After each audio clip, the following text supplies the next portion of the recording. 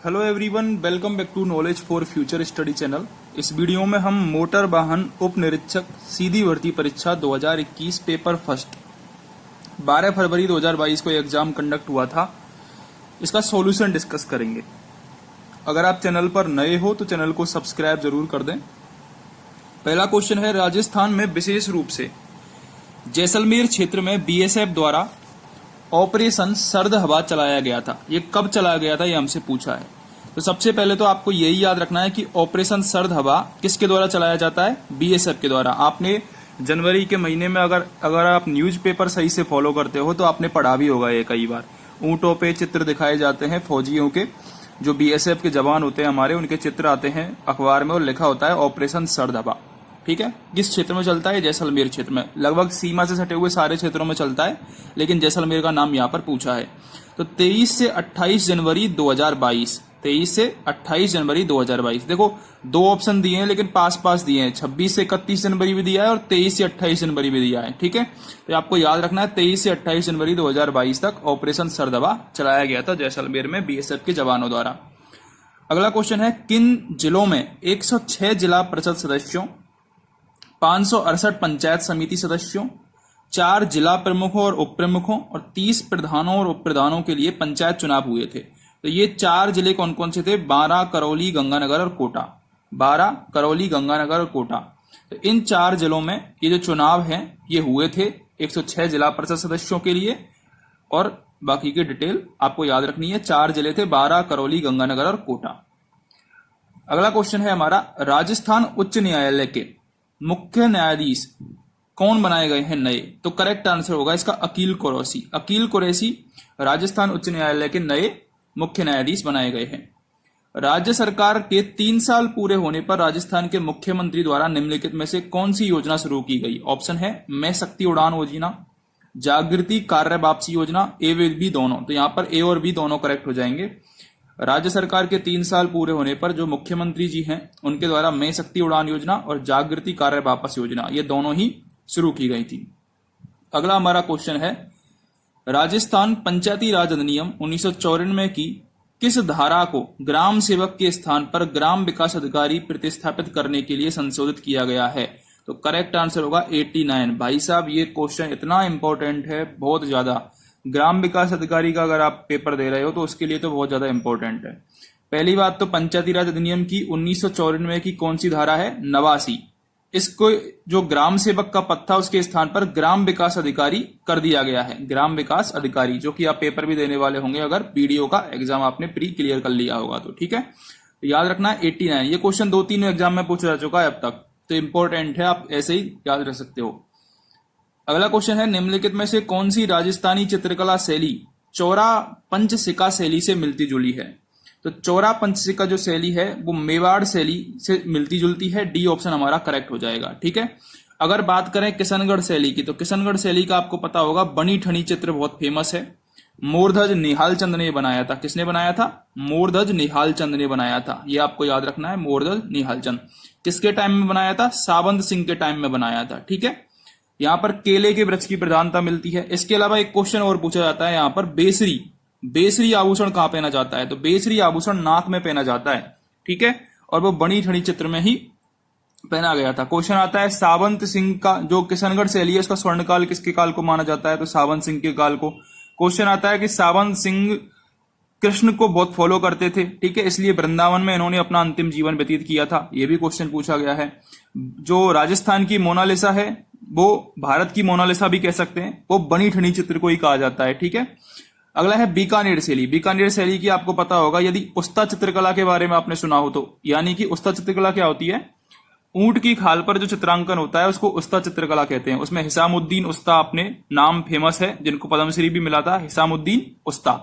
इसके अलावा मथेरण कला भी बीकानेर की प्रसिद्ध है। ठीक है, बीकानेर में अगर पूछे आपसे हस्तकला तो सुनहरी टेराकोटा, क्या बोला मैंने, सुनहरा टेराकोटा। ये भी टेराकोटा भी नहीं बोलो तो सुनहरी पोट्री। ठीक है, जैसे ब्लू पोट्री जयपुर की है ना, ऐसे सुनहरा जो टेराकोटा है वो हमारा सुनहरी जो पोट्री है वो बीकानेर शैली की प्रसिद्ध है। जोधपुर शैली की बात करें तो जोधपुर शैली जो है चित्रकला की, उसमें ढोला मारू के चित्र आपको याद रखना है। ढोला मारू के चित्र जोधपुर शैली में याद रखना है। इसके अलावा उगम सिंह भाटी जो अगर चित्रकार पूछे ना तो भाटी चित्रकार जोधपुर शैली से ही संबंधित होगा। ठीक है, रामा नाथा छज्जू ये भी जोधपुर से संबंधित हैं। तो इतना आपको याद रखना है। अगला क्वेश्चन है, हवा महल का निर्माण किसने करवाया था? तो हवा महल का निर्माण सवाई प्रताप सिंह ने करवाया था। कब करवाया था? 1799 में करवाया था। 5 मंजिला इमारत है। क्वेश्चन आता है कि इसकी पहली मंजिल का नाम क्या है और सबसे लास्ट मंजिल का नाम क्या है। तो पहली मंजिल का नाम शरद मंदिर या फिर प्रताप मंदिर। ठीक है, ये दोनों आपको याद रखना है, शरद या प्रताप। तो ये क्वेश्चन भी पूछे जाते हैं। इसमें खिड़कियों के बारे में भी क्वेश्चन पूछा गया है, कितनी खिड़कियां हैं? तो 953 खिड़कियां हैं, ये भी आपको याद रखनी है। ठीक है, ये डाटा सारा आपको याद रखना है। सवाई प्रताप सिंह ये जो वही हैं जिनके काल में गंधर्व बाईसी यानी कि 22 विद्वान रहते थे। ये भी आपको याद रखना है, गंधर्व 22 विद्वान यहां पर रहते थे। ठीक है, तो ये आपको याद रखना है। अगला हमारा क्वेश्चन है, राजस्थानी साहित्य में पबरा क्या है? राजस्थानी साहित्य में पबरा क्या है? तो पबरा है बहादुरों के लिए विशेष कार्य का वर्णन करने वाली रचना। जो बहादुर व्यक्ति होते थे उनके लिए विशेष कार्य का वर्णन करने वाली रचना है, पबरा कहलाती है। ठीक है, अच्छा क्वेश्चन है, पूछा गया 2-3 बार एग्जाम में। पबरा क्या है? बहादुर व्यक्तियों के कार्य का वर्णन करने वाली रचना। राजस्थान का खोदरीवा क्षेत्र निम्नलिखित में से किस खनन से जुड़ा है? तांबा से, सबको पता होगा। खोदरीवा, खेतड़ी, सिंघाना। ठीक है, इसके अलावा कोलहन खान। ठीक है, ये सारी की सारी खान तांबा से संबंधित है। मैंगनीज की बात करें तो मैंगनीज में एक प्रमुख खान आती है लीलवानी खान। कौन सी खान? लीलवानी खान, जो कि बांसवाड़ा में है। ठीक है, इसके अलावा सीसा जस्ता की आप सभी को पता होगा, जावर खान है, चंदेरिया है, रामपुरा अगूचा है। ठीक है, राजपुरा दरीवा है। ये सारी सीसा जस्ता और चांदी की खाने हैं। अगला क्वेश्चन है, निम्नलिखित में से कौन सी नदी राजस्थान नहर के लिए जल का स्रोत है? तो राजस्थान नहर के लिए अगर बात करें हम तो सतलज नदी जल का स्रोत है। आप सभी को पता होगा, गंगा राजस्थान से टच में है नहीं, यमुना है नहीं। यमुना से पानी आता है, लेकिन यमुना से किधर आता है? ईस्टर्न कैनाल प्रोजेक्ट आपने नाम सुना होगा, उधर की साइड पानी आता है यमुना से। गोवर्धन कैनाल अगर आपने सुनी हो, गोवर्धन कैनाल, तो जो राजस्थान का भरतपुर जिला है उसकी 2 तहसीलों को पानी मिलता है। कामा जुरेरा कस्बे से प्रवेश करती है। तो घग्गर नदी आपको पता होगा अंत्य प्रवाह की नदी है। मृत नदी भी कहते हैं इसको, सोतर नदी भी कहते हैं। ठीक है, और ये शिवालिक की पहाड़ियों से निकलती है, हिमाचल प्रदेश से फिर पाकिस्तान तक जाती है। वहां पर इसको हकरा कहते हैं, इसको नाली कहते हैं राजस्थान में। हनुमानगढ़ जंक्शन का जो पेटा है वो इसकी नदी के नीचे है। ये भी क्वेश्चन बनता है कि बालोतरा और हनुमानगढ़ जंक्शन ये नदी के पेटे से नीचे है। तो ये सारी चीजें आपको याद रखनी है। राजस्थान के मैदानों के उपजाऊ क्षेत्र को निम्नलिखित में से किस नाम से जाना जाता है? तो मैदानों का जो उपजाऊ क्षेत्र है उसको रोही के नाम से जाना जाता है। बहुत अच्छा क्वेश्चन है, बहुत ही प्यारा क्वेश्चन है, इंपॉर्टेंट भी है एग्जाम की दृष्टि से। तो आपको याद रखना है कि जो मैदानों का उपजाऊ क्षेत्र है उसको क्या बोलते हैं? रोही कहा जाता है। ठीक है, अगला है, राजस्थान सरकार ने वन्य जीव संरक्षण अधिनियम 1972 को कब अंगीकृत किया था? तो 1972 को 9 सितंबर 1972 में अंगीकृत किया था। ए ऑप्शन यहाँ पर करेक्ट होगा।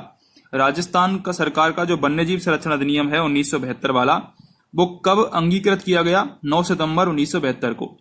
अगला क्वेश्चन है, राजस्थान की झामर कोटड़ा की खदानें निम्नलिखित में से किस खनिज के लिए प्रसिद्ध है? झामर कोटड़ा बहुत फेमस खान है, जैसे कि आपको खोदरीवा सुनते ही नाम तांबा याद आएगा, जाबर खान सुनते ही सीसा जस्ता याद आएगा, डेगाना सुनते ही टंगस्टन याद आएगा। ऐसे ही झामर कोटड़ा सुनते ही आपको उदयपुर में रॉक फॉस्फेट याद आना चाहिए। ठीक है, झामर कोटड़ा की कौन सी खान है? रॉक फॉस्फेट की खान है झामर कोटड़ा की, ये आपको याद रखनी है। कौन सी खान है? रॉक फॉस्फेट की। अगला क्वेश्चन है, राजस्थान में सर्वाधिक गेहूं का उत्पादन किस जिले में होता है? तो सर्वाधिक गेहूं की अगर बात करें राजस्थान में तो श्री गंगानगर, भरतपुर, अलवर, इन जिलों में गेहूं सर्वाधिक उत्पादित होता है। अगर बात करें हम मक्का की, तो मक्का हमारा जो अरावली क्षेत्र है, उदयपुर, चित्तौड़गढ़, यहां पर मक्का उत्पादित होता है। ठीक है, इसके अलावा ईसबगोल की बात करें तो जालौर में, मेथी की बात करें तो नागौर में, मेहंदी की बात करें तो सोजत पाली में। ठीक है, ये सारी चीजें मेन फसल आपको याद रखनी है। बाजरा की बात करें तो बाड़मेर, और बाड़मेर के अलावा अब कौन सा बाजरा कहां होता है?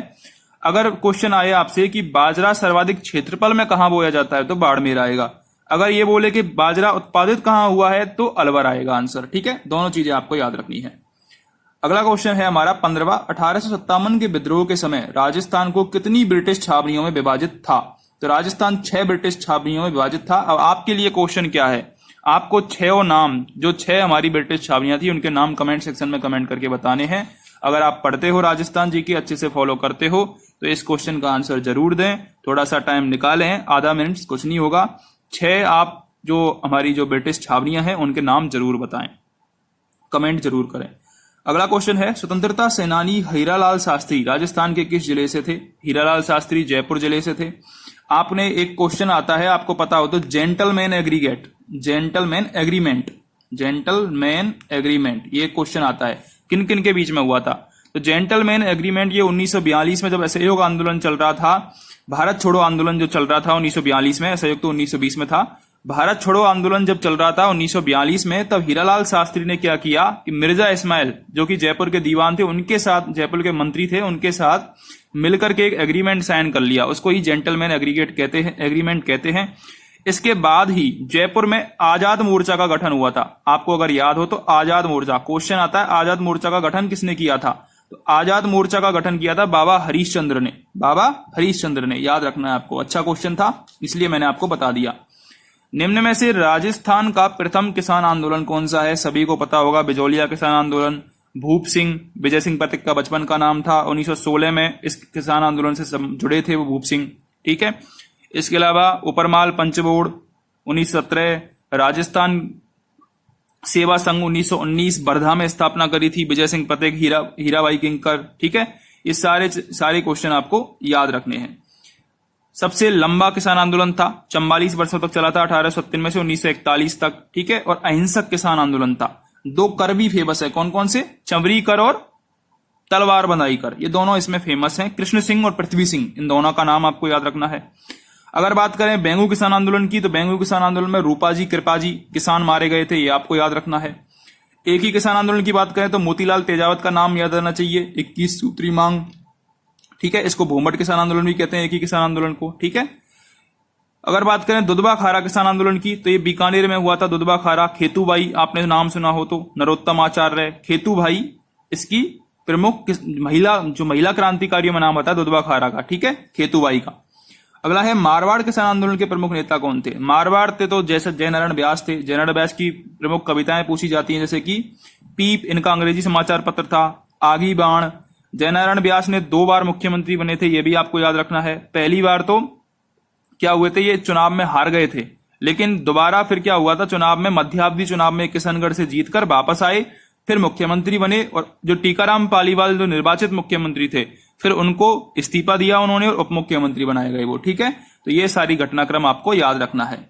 अगला क्वेश्चन है, किस नरसंहार को जलियांवाला बाग हत्याकांड कहा जाता है? तो राजस्थान में नीमू चौड़ा हत्याकांड हुआ था। अब ये तो आप सभी को पता है, नीमू चौड़ा हत्याकांड, जलियांवाला बाग हत्याकांड। एक मानगढ़ भी होता है, मानगढ़ की डेट आपको याद रखनी है। मानगढ़ की डेट कौन सी है?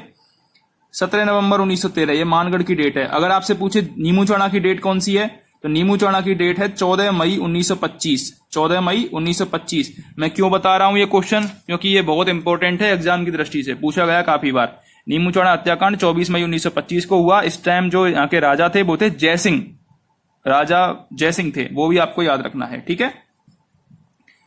अगला हमारा क्वेश्चन है, सीकर आंदोलन की उल्लेखनीय महिला नेता कौन थी? सीकर में आप सभी को पता होगा किशोरी देवी। कटराथल गांव आपको याद आना चाहिए, कटराथल, ठीक है। कटराथल गांव में लगभग 10,000 महिलाओं का इन्होंने नेतृत्व किया था। इसके अलावा उत्तमा देवी, ठीक है, वो भी थी, जिन्होंने जो कि ठाकुर देशराज की पत्नी थी। ठाकुर देशराज भरतपुर के थे, जिन्होंने ओजस्वी पूर्ण भाषण दिया था। एक क्वेश्चन ये आता है, सबसे पहले गिरफ्तार होने वाली कौन थी? तो अंजना देवी चौधरी सबसे पहले गिरफ्तार होने वाली थी। एक क्वेश्चन ये भी आता है कि किनको अजमेर से निष्कासित कर दिया गया था? तो अंजना देवी चौधरी को निष्कासित किया गया था, ठीक है। ये आपको सारी चीजें याद होनी चाहिए। धौलपुर प्रजामंडल के प्रथम अध्यक्ष कौन थे? धौलपुर प्रजामंडल के थे कृष्णदत्त पालीवाल। बात करें माणिक्यलाल वर्मा की, तो मेवाड़ प्रजामंडल की स्थापना होती है 1938 में, माणिक्यलाल वर्मा करते हैं और अध्यक्ष बनाते हैं बलवंत सिंह मेहता को। यही वो प्रजामंडल है मेवाड़ जिसमें जेवी कृपलानी भी शामिल होती हैं इसके अधिवेशन में, ठीक है, वो भी आपको याद रखना है। कृष्णदत्त पालीवाल धौलपुर प्रजामंडल के प्रथम अध्यक्ष थे।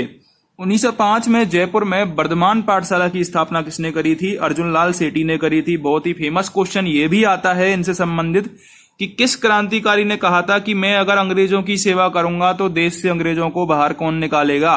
अर्जुनलाल सेठी ने कहा था। क्वेश्चन ये भी आता है कि किस क्रांतिकारी ने जयपुर में जो एक चौमू करके एक रियासत थी, ठिकाना था, उसके दीवान के रूप में कार्य किया था, तो वो अर्जुनलाल सेठी ही थे। ठीक है, ये आपको याद रखना है।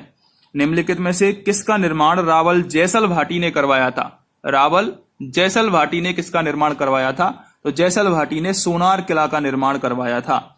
राजस्थान के निम्नलिखित में से अगर बीकानेर की पूछे तो बीकानेर करवाया था।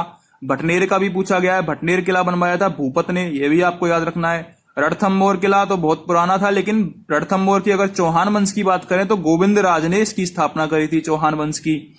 राजस्थान के निम्नलिखित में से किस किले को सुवर्णगिरी कहा जाता है? तो सुवर्णगिरी जालौर के किले को कहा जाता है। ठीक है, और अगर स्वर्णगिरी बोल दे तो जैसलमेर। दोनों चीजें आपको याद रखनी है, सुवर्ण और स्वर्ण। सुवर्णगिरी बोले तो जालौर का किला और स्वर्णगिरी बोले तो जैसलमेर का किला। रम्मत लोक नाटक को निभाने वाले पात्र को क्या कहते हैं? बहुत अच्छा क्वेश्चन है। रम्मत, पहली बात तो आपको यह पता होना चाहिए कि कहां का फेमस है। रम्मत बीकानेर और जैसलमेर का फेमस है, बीकानेर और जैसलमेर। बीकानेर में एक चौक है जिसे आचार्यों का चौक कहते हैं, आचार्यों का चौक कहते हैं, वहां पर खेली जाती है रम्मत। ठीक है, इसके अलावा एक थी स्वतंत्र बावनी। स्वतंत्र बावनी, इसकी रचना किसने करी थी? स्वतंत्र बावनी की रचना करी थी तेज कवि ने। किसने? तेज कवि ने। क्वेश्चन पूछा जाता है, मैं जितने भी क्वेश्चन आपको बता रहा हूं वो किसी ना किसी एग्जाम में पूछे गए हैं और इंपॉर्टेंट है परीक्षा की दृष्टि से। अगला क्वेश्चन है, तो यहां पर क्या आंसर हो जाएगा? खेलर। रम्मत लोक नाटक के निभाने वाले पात्र को क्या कहते हैं? खेलर कहते हैं। अगला क्वेश्चन है हमारा, लास्ट क्वेश्चन है जो इस एग्जाम में पूछा गया था, वो था चरी लोक नृत्य मुख्य रूप से राजस्थान के किस जिले में किया जाता है? तो चरी लोक नृत्य किशनगढ़ में किया जाता है। कहां पर? किशनगढ़ में। और अगर आपसे पूछे कौन सी नृत्यांगना है फेमस, तो आपको याद रखना है फल्गुबाई। फल्गुबाई फेमस है। ठीक है, तो ये आपको याद रखना है। अगर आपको वीडियो हेल्पफुल लगी हो तो प्लीज सपोर्ट जरूर करें, चैनल को सब्सक्राइब जरूर करें। आपका एक एक सब्सक्रिप्शन मेरे लिए मायने रखता है, तो प्लीज अगर आप इस वीडियो को देखते हैं तो सब्सक्राइब जरूर करें।